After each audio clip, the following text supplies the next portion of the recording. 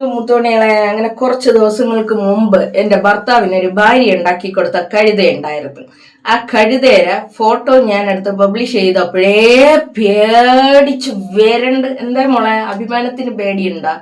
അഭിമാനം ഭയങ്കരമാണ് അല്ലേ? അങ്ങനെ പേടിച്ച് വരണ്ട് സൈബർ ഓഫീസറിനെ കോണ്ടാക്ട് ചെയ്ത്. അങ്ങനെ സൈബർ ഓഫീസർ എന്നെ വിളിച്ച് കാര്യങ്ങൾ ചോദിച്ചു. എന്നെ സംബന്ധിച്ചിടത്തോളം എന്തിനാണ് ഇവരെന്നെ വേട്ടയാടിയതെന്ന് മാത്രമേ എനിക്കറിയാനുള്ളായിരുന്നു. ആര് കാരണം, അവരടുത്ത് ആര് കാരണം എന്നുള്ളത് ഞാൻ ചോദിച്ചിട്ടുണ്ടായിരുന്നു. ഈ ആര് കാരണം എന്നുള്ളത് അവർ പറഞ്ഞിട്ടുണ്ടായിരുന്നില്ല. പക്ഷേ പിന്നെ ഞാൻ ചെയ്യാത്തൊരു കാര്യം അവര് ആ ഓഫീസറിന്റെ അടുത്ത് പറഞ്ഞിട്ടുണ്ടായിരുന്നു. ഞാൻ ഇവരെ തെറി വിളിച്ചത് കൊണ്ടാണ് ഇവർ എൻ്റെ ഭർത്താവിന് ഭാര്യയും മക്കളും ഉണ്ടാക്കി കൊടുത്തത്. അയ്യോ, എന്താ പറയാ, പൊന്നരക്കെട്ട. ഈ പൊന്നരക്കെട്ട ഇന്നലെ കണ്ണൊക്കെ ഉരുട്ടി എഫ്.ഐ.ആർ എന്നിങ്ങനെ പറയാനുണ്ടായിരുന്നു.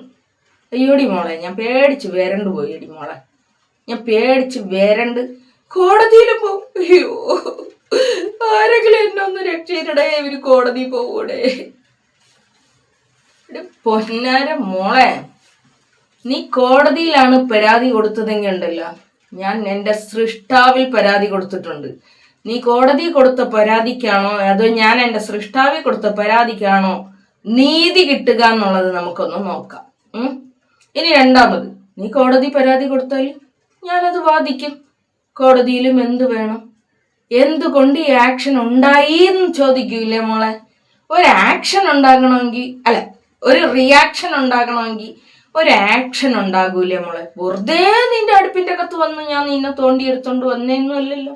പിന്നെ നീ എന്തോ ഈ പറയണത് കേട്ടതൊന്നും നിന്റെ നഗ്ന വീഡിയോ ഞാൻ കൊണ്ടുവന്ന് പ്രദർശിപ്പിച്ചതുപോലെ, നീ നിന്റെ ബെഡ്റൂമിന്റെ അകത്തിരുന്ന് നീ ഉടുപ്പൂരി കളിച്ചത് ഞാൻ എടുത്തോണ്ട് വന്ന് പബ്ലിക്കാക്കിയതുപോലെ. എടി, പബ്ലിക് മീഡിയ എന്ന് പറഞ്ഞാൽ എന്താണ് മോളെ? പബ്ലിക് മീഡിയ എന്ന് പറഞ്ഞു കഴിഞ്ഞാൽ പബ്ലിക്കിൽ നിങ്ങൾ ഇട്ടേക്കുന്ന സാധനം ഞമ്മക്ക് എടുക്കാൻ പാടുണ്ട് ചക്കരെ.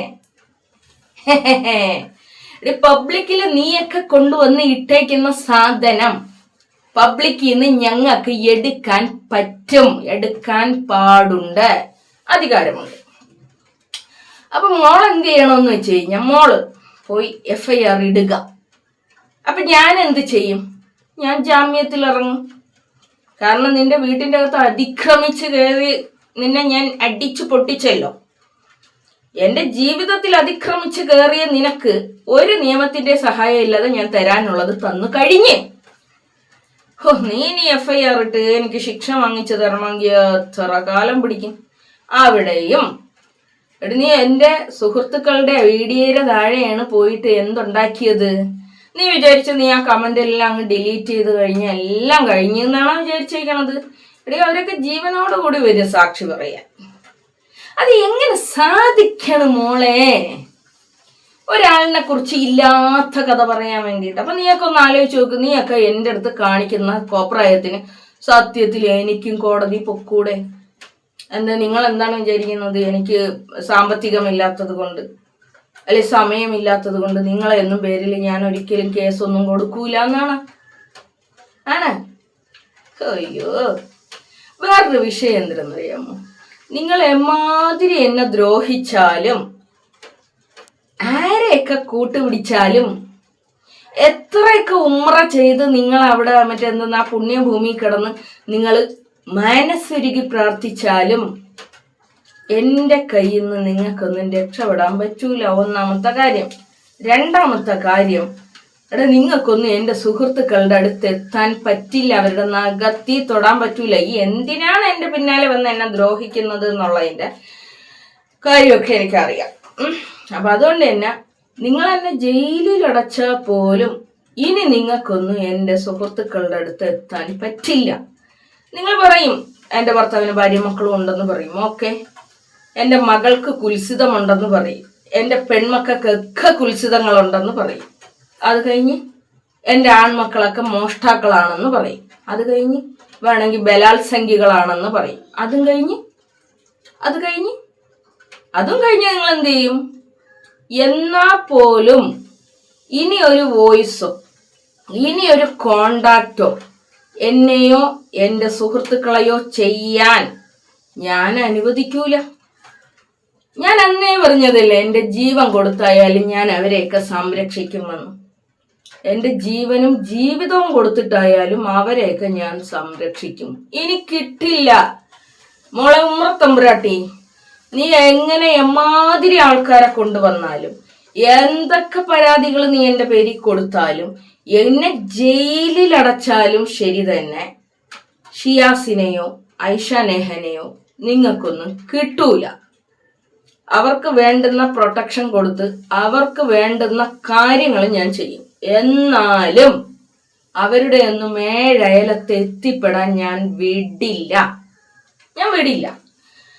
പിന്നെ ഇങ്ങനെ എന്നെ ഭയപ്പെടുത്തിയാൽ ഞാൻ നമ്മുടെ നജിലയെ കുറിച്ചുള്ള വീഡിയോ നിർത്തുമെന്നാണ് നിങ്ങൾ വിചാരിക്കുന്നത് എങ്കിൽ ഇനിയും അവർ കളവുമായിട്ട് വന്നു കഴിഞ്ഞാൽ ഞാൻ പറയൂടെ, ഞാൻ പറഞ്ഞുകൊണ്ടേയിരിക്കും. മനസ്സിലായ? നിങ്ങളൊന്ന് ആലോചിച്ച് വെക്കണം. പൊതു മീഡിയ ഉപയോഗിച്ച് പച്ചത്തെറി വിളിച്ച് തിരിയില്ലാത്ത പൈതങ്ങളെ തുപ്പല് പുരട്ടി ഉണ്ടാക്കിയിട്ട് പോലും അവനൊക്കെ നല്ല സുന്ദരമായിട്ട് വെളിയിലിറങ്ങി നടക്കുന്നുണ്ട്. പിന്നെന്താണ്, ഒരു 10ാം ക്ലാസ്സിലുള്ള ഒരു മോനെ പിന്നെ കൊന്നു കളഞ്ഞു. ആ കുട്ടികൾ വരെ പരീക്ഷ എഴുതാൻ വേണ്ടിയിട്ട് പോയി. പിന്നെ അല്ലേ എന്റെ കുടുംബത്ത് കയറി കളിച്ച ഒന്നിനെ ഞാൻ ചവിട്ടി മെതിച്ചതിന് പോയി പരാതി ഓർഡി ചേറ്റെ. എടി ഞാൻ ആലോചിക്കുകയാണ്, നിന്റെയൊക്കെ വിശ്വാസം എത്ര എന്ന്, നിന്റെയൊക്കെ വിശ്വാസം എന്ത് എന്ന്. ഒരു 18 വയസ്സുള്ള കൊച്ചിനെ ഇട്ട് അങ്ങ് അപരാധിക്കുമ്പോ അതിന്റെ താഴെ ചെന്നങ്ങ് അയ്യോ അയ്യോ എന്താ ഒരു രസം, എന്താ ഒരു സുഖം, എന്നിട്ട് അസ്സലാമു അലൈക്കും. ഓഹോ, വിശ്വസിക്കും. ഇവരൊക്കെ ഭയങ്കര ഈമാനുള്ളവരാണ്.